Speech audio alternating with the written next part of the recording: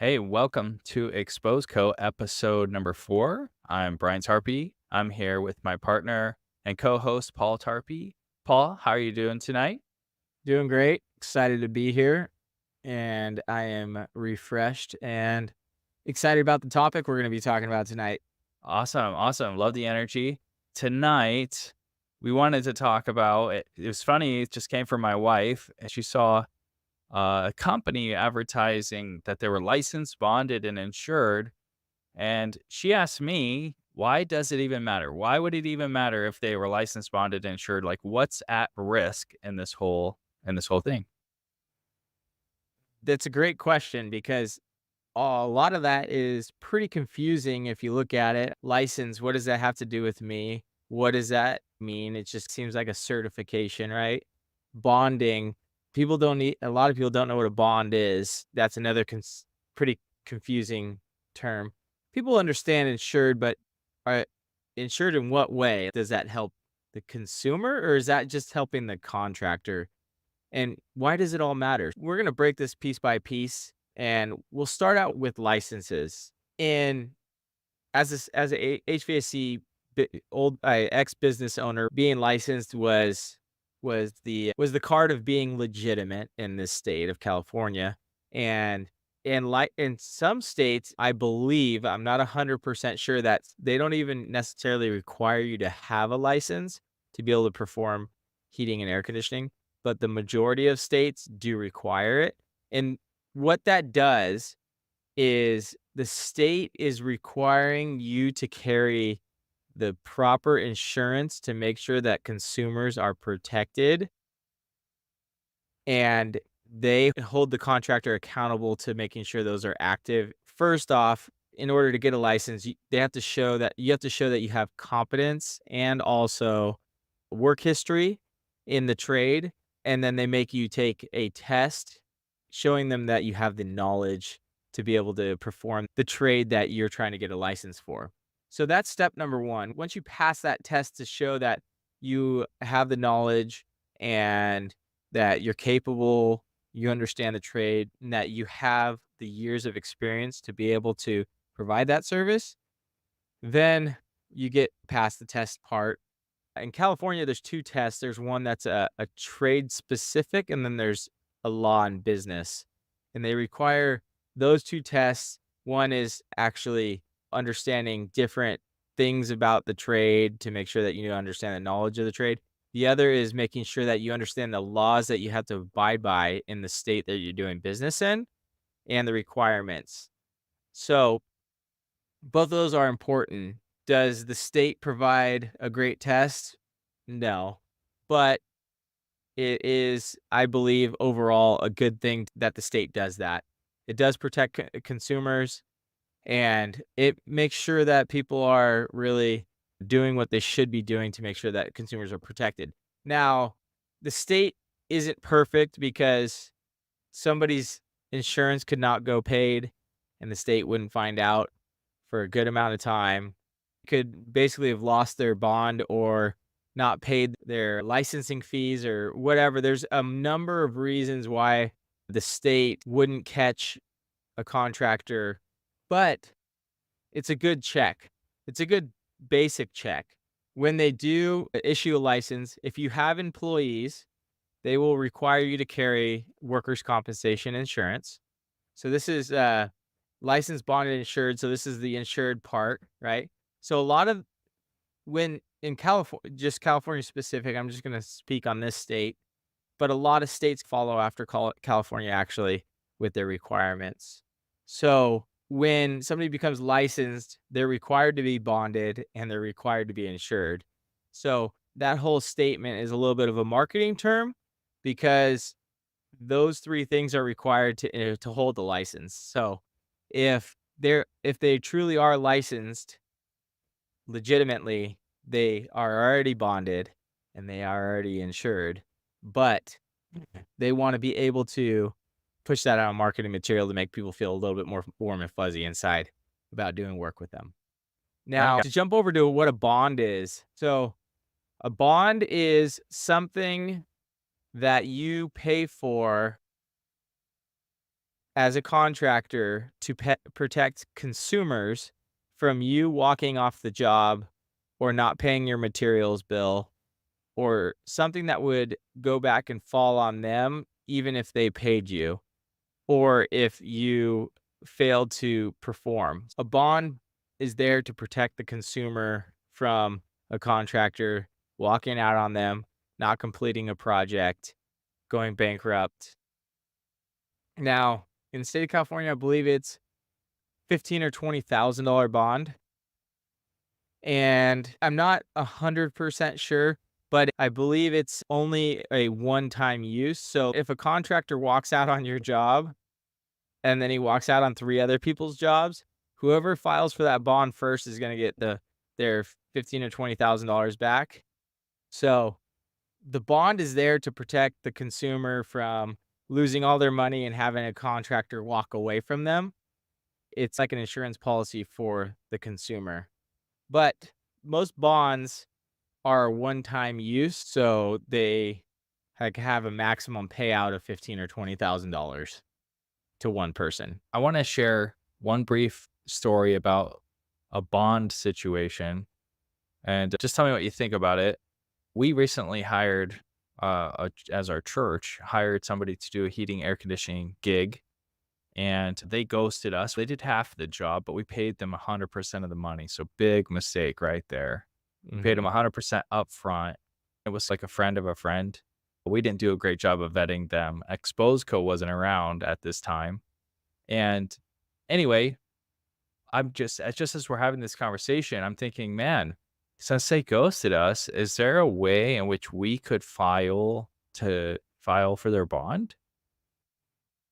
Absolutely. That's what the bond's there for. Now, what people need to understand is if somebody's totally ghosting you or they walked out on your job, they didn't complete it, they didn't do what they said, they took your money. The best thing you can do if they want to be if they want to stay a legitimate contractor is you go to the contractor's license board and you file a complaint. You're going to need to write bad reviews on every site possible until they respond. That's going to be the first thing that they're going to need to do to get a good response from from the contractor if he cares about his reputation. Then the thing that's going to take a little bit longer is the license board, but it's going to have the most impact because that will stop him from doing business if he doesn't rectify it. Then the bond, you just file a claim with his bond. The bond information is on the license board. Wow. And the state Gotcha. of California makes you do that, makes you provide a bond. So you have to do that.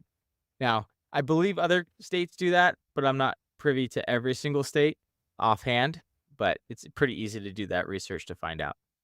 Now, insured, there's a couple different insurances that actually there's a lot of different insurances out there, but the ones you need to be worried about the most as a consumer is does the contractor hold workers' compensation insurance and also general liability insurance? Most contractors, if they have employees, they're licensed, they should have workers' compensation insurance. Now, why is that important to you as the consumer? Because if somebody is on a ladder at your house and they're working on your air conditioning system, they're part of the company, they fall off that ladder, they break their leg, they break their neck, whatever, that would be taken care of by the workers' compensation insurance by the company. Now, they didn't have workers' compensation insurance, that person would be going after your homeowner's insurance. Then when your homeowner's insurance is tapped out, they're going after you personally. You could be held liable for somebody from a company working at your house, falling off a ladder and hurting themselves. Isn't that crazy? That's so crazy, man. This just got really serious and somber. That thought is sobering to think that just because somebody didn't pay their insurance and then they're working and I didn't check in on that, I could literally lose my entire livelihood. I could lose my house, everything. Accidents happen every day, and this industry, people are working with saws, they're working with torches, they're working with refrigerant. I can tell you a story myself. I had refrigerant spray all over my hand, and my hand became a block of ice, like, instantly, and I watched my hand defrost in front of my face, and I had third-degree refrigerant burns throughout my whole entire hand. Now, that was I was on a rooftop at an apartment complex, and, crazy situation that happened, but accidents happen, and it's not if, it's when. Over the years of having hundreds of employees and seeing the different things, we've had people where they almost cut their hand off, they've fallen from ladders. There's just endless amounts of stuff that's happened, and workers' compensation has picked up a lot of different claims. Now, for a long time, contractors would do everything possible to not claim anything on workers' compensation because your rates go up. It's like they call it, I won't bore everyone with this, but it's called an X mod. So if your X mod goes up, then you're paying more premium for the workers because they think you don't do good with your safety protocols and such. Right, But right, California now requires you by law that if there's any incident whatsoever, it has to be reported. So what contractors used to do is they used to take people and take them to the hospital and pay out of pocket to make sure that they're taken care of. So because their workers' compensation insurance would go so much, go up so much. it's relevant because that's just cost that's gonna get passed on. Yes. Ultimately, when that's just gonna be added to the consumer down the trickle down in It reality. is. That's the thing about that's why people in California, they go, "Oh, man, like, it's so expensive because the California taxes, this and that." No, it's a lot about regulation. It's a lot about, like, they think they're protecting people when actually when they create so many things to regulate stuff that it makes it almost impossible to stay compliant, and that's why you find, like, a lot of insurance companies don't wanna insure in California at all, just because the amount of compliance and different regulation that's put on them, it doesn't necessarily make sense for them. They can just go to another state, and they can probably make a lot more money and not have as much risk.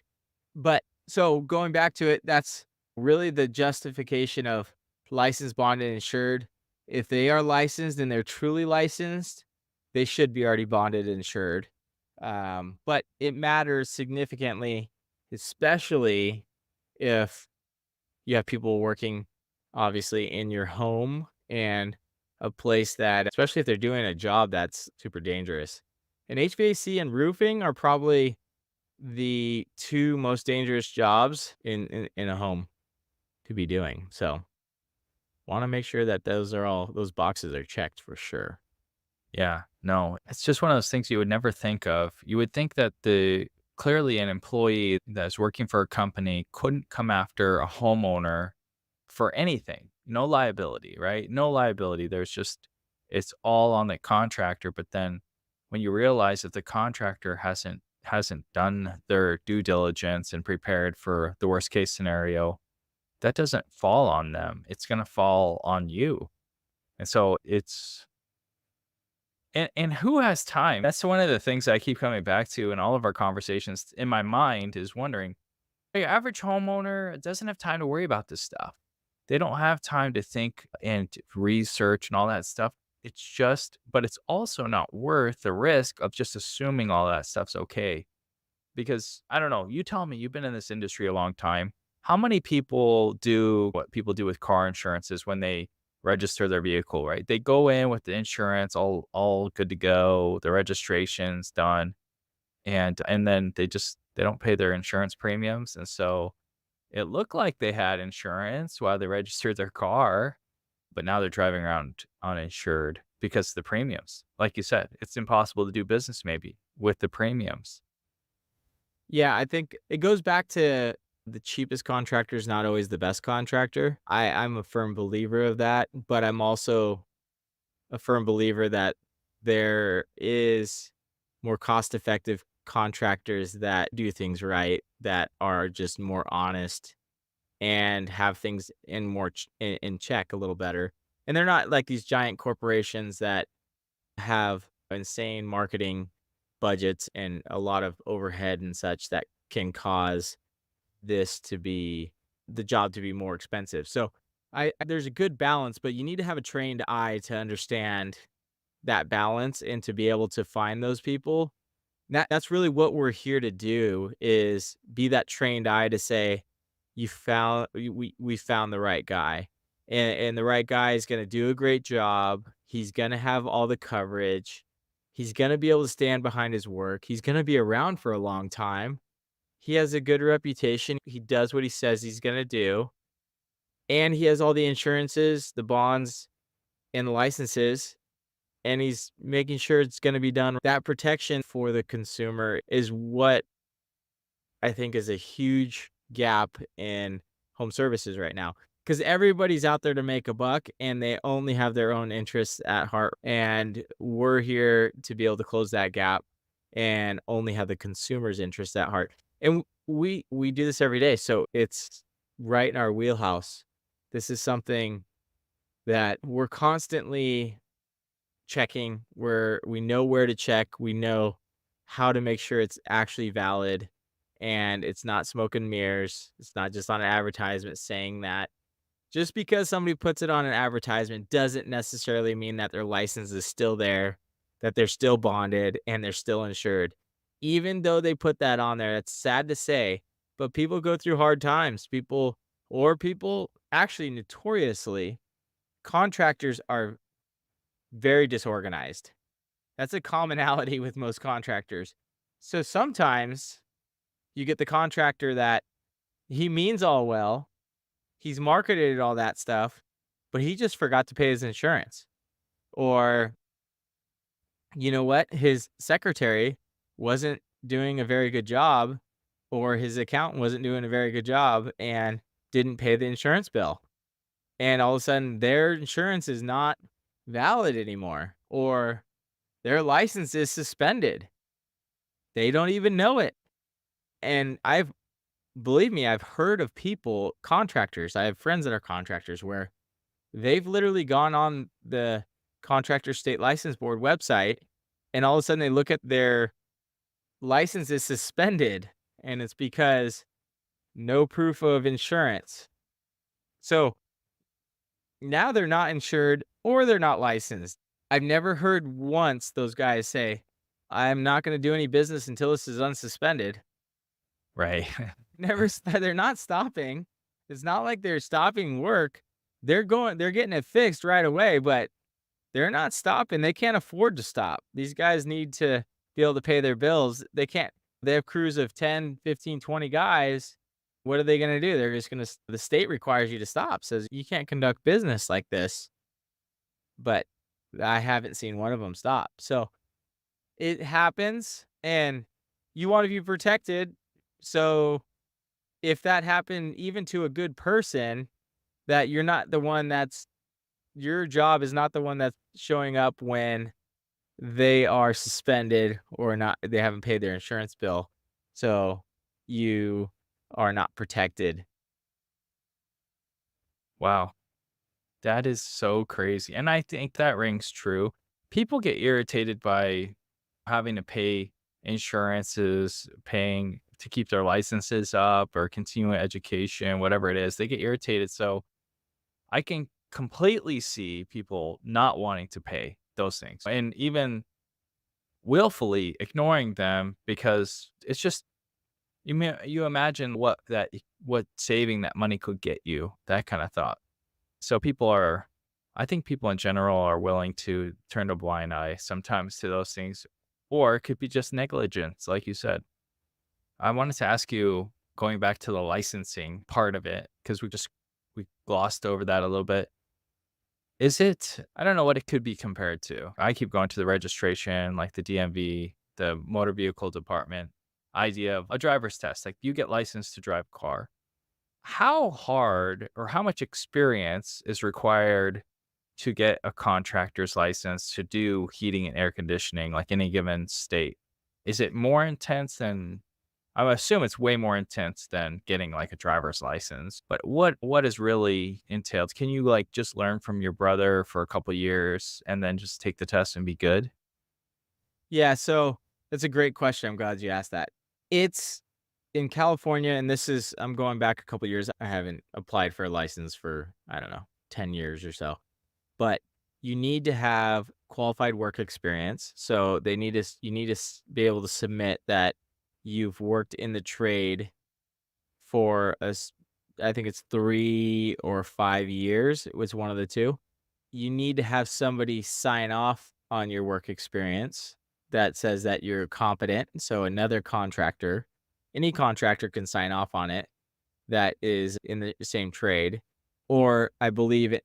So not all this is exact because it's been a while since I've actually gone through the process, but this is the way it was.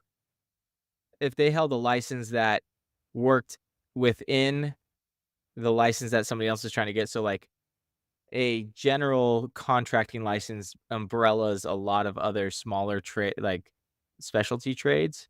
I believe that general contractor could sign off on multiple trades type of like work experience. So once you get approved for that, you basically you wait obviously to get your test date, then you go do your test. There's 2 tests. It's a two-part test. Like I said, there's the trade portion and then there's the law and business. And it's funny, a lot of people are like, "Oh, I know my trade." Then they don't study at all for the trade portion, and they're like studying their butts off for the law and business, and then they end up passing the law and business, and they fail the trade. Wow. But it's because a lot of the trade stuff, trades are so broad and different skills and different things. Like, not all air conditioner guys know how to work on a system that is built for a high rise, and a lot of guys that are working on a system that's built for a high rise don't know the system that's built for a freezer at 7-Eleven, you know what I mean? Or not even a freezer, just like a window air conditioner. So there's such a spectrum, and the state of California, they have one test, so they've gotta cover all angles, and you've gotta be well-rounded even if you're never gonna touch the piece of equipment that or you've never even seen it, you don't even know what it looks like, you gotta just memorize the answer. It's one of those. So, I'd say 25% of the test is not relevant to most contractors, right? Percent's relevant to one side and then but it's the other 25% is not relevant to the other side, vice versa. It's like anything else with the test. They also give you practice tests, and half the answers from the practice tests are actually on the test. A lot of that stuff too is you don't have to be a rocket scientist to figure out how to pass that stuff. Yeah. It sounds like demonstrated competency is important, making sure reviews and like all the background checks are done on each contractor because it doesn't sound like from what you're describing that the state does like a thorough job in actually vetting people. In principle, the idea is great that someone signs for you and you also have 3 to 5 years of experience, but you could probably be a great business person and find a way of getting contractors' licenses to do it, but really not have demonstrated competency to perform the work. So, the state of California, and I believe other states too, like, they don't allow felons to become contractors. So they do have different requirements. There's called a HIS certification, which is a home improvement salesperson certification that anybody that's selling in homes has to get certified. A lot of people don't do that. A lot of contractors don't have that, but it's actually pretty important because the state of California is background checking you, making sure you're a good person if you're gonna be in people's houses selling them home services. Some of the stuff is actually pretty good if they make it easy enough to get. Some of it's semi-mundane and can be annoying for a contractor, but in the end, it really does help the consumer out to make sure that they're feeling a little bit more protected about who's in the home and making sure that they're semi a good person. But they're still they can be a greasy salesperson. They just haven't. been a child molester or went and robbed the bank type of thing. So they do check that even for the salespeople if the company is following the rules of the state. Now, I would say the majority of companies don't follow that rule. But there is a couple, usually the large companies are the ones that are going to follow that rule. But those large companies, you're probably going to pay the most to have your system installed by. So there's some stuff that those companies do that are good to make sure that you have the peace of mind that there's somebody to back it up. They're playing by the rules or doing things legitimately. They have attorneys that work for them to make sure that they're following all the rules. And the smaller contractors just don't have that. So the state does do some vetting if you're following all the rules. To shoot Yeah, back yeah, at yeah. that, I'm one to not necessarily care for a lot of regulation, but the more I learn, I think intentions are well with some of the regulation, and I can see why they have it, but also I think that they just don't do a good job of being able to make it accessible for people to stay in good standing with everything. Yeah, it seems like the people who follow the rules are almost penalized because it just costs them so much more in terms of effort, time, capital. And those who don't follow the rules aren't really punished because the system doesn't have a great way of accountability. And so they just are allowed to skirt underneath those rules. The protections are good, though, the heart and mind behind them. Keep coming back to in my mind, how does reviews work in all this? It's got to be a combination of, yes, licensed, bonded, and insured, but there's got to be another level of whether or not these people are reputable. How do we assess that? So reviews are the single most important thing when vetting a contractor. So if they have really poor reviews, that means that if somebody's had a bad experience, they've really just not done anything to make that experience better. And they've just left them high and dry, or they just didn't do anything to rectify the situation. Now, companies that have a ton of good reviews, a lot of times they've gone through a lot of hard things with customers and they work through them and made it right at the end of the day, no matter what the cost is, in order to make sure their reputation stays intact. I had hundreds and thousands of good reviews. That is a extremely difficult task as a contractor to do, and it is very expensive. Your reputation is everything. And the guys that don't care about their reputation, they're not gonna care about you as the consumer. Something goes wrong, they're gonna go on to the next job, and you're gonna be in line, and you're not gonna have any priority.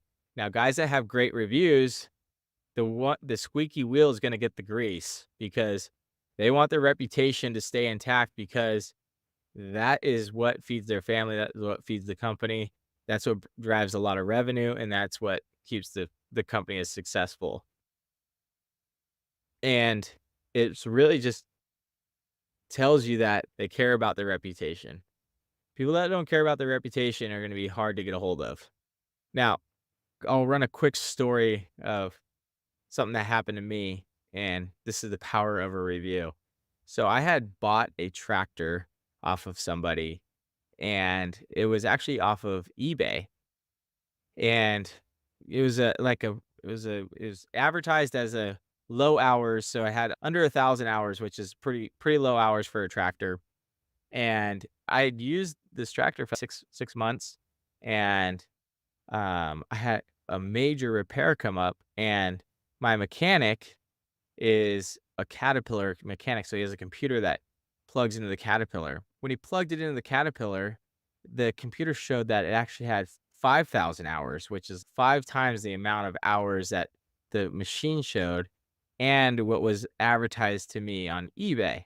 So, I go back to eBay. eBay has their guarantees, and their guarantee is for 90 days. So, they say you need to deal directly with the person, which I shipped this machine from Florida to California, which is all the way across the United States, and that's not a cheap thing to do. And so I reach out to the business that I bought it from, and I said, "Hey, this machine has way more hours than you advertised. This is misadvertisement. I either we need to work this out where it's fair for both of us. I have a $5,000 repair bill for this machine that I wouldn't have if it had the hours that you claim to have. And they said, sorry, we can't do anything. We don't guarantee our hours. And I was like, wow, I've never been treated like this by a business. This is crazy. This is like fraud. And what did I do?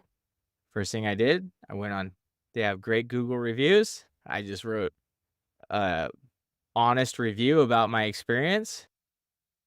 The next day, they call me and they say, we want to refund you every single thing that you've had to pay to have this machine. We'll take the machine back. We'll refund you everything, and we'll pay for the tax, we'll pay for the shipping, we'll pay for everything. And as long as at the end of the day you update your review, no problem. Wow. It was over $50,000. Crazy. So That's the value. that's the value. And that is a personal experience of mine. Literally, they had a truck at my house that 2 days later picked up the machine, and they shipped it off and did whatever they were gonna do with it, and I updated my review. But it's crazy. They literally told me they were gonna do nothing, and the guy the next day when I talked to him, I was like, "Man, what happened?" He's, "That's our policy, is Oh, wow. we don't do anything until somebody writes a bad review." Wow. This Wow. and it's not a small company either. Crazy. Yeah. Yeah. That's a shame, honestly, that they wouldn't own that until it cost them something. But that's the caliber of businesses that we are dealing with in this world. It's just the nature of the beast. You got to have the protections. You got to know what to do. You got to have people in your corner. One quick thing I wanna talk about the reviews. Don't weaponize reviews to take advantage of contractors, because that is wrong as well, or businesses. So, obviously, if they're not upholding their reputation, then all for it. But if you're just trying to weaponize it to there's people out there, and it's sad, they use the review platforms to get discounts or work companies for extra stuff, and that's just sad. I would hope that consumers would understand that there's a lot of power in that, and it shouldn't be abused. I wanted to make sure that that was said, because it can go real south for somebody that doesn't deserve it. Yeah. Yeah. That's what we're saying. Like, we're saying be good people. And for businesses, we want them to be decent people. Do business as if you were doing business with your own brother. It's the same thing as if your dad owned a company, treat them that way with a sense of honor and a sense of respect. And all those dealings, like, everything will be better for you in those ways. Yeah, don't weaponize reviews. Just be honest. I love how what you said was you didn't just blow them up in a review. You just said, I just told them the truth. And the truth is powerful and it affects people. Paul, this has been an awesome conversation. I feel like a new man understanding license bonding and insuring and how that impacts me as a consumer, what protections it offers me, and also what things I should be concerned with. I feel like you've really brought us a long way. So just appreciate that, man. And good job. And thank you for your time tonight. Yeah, no worries.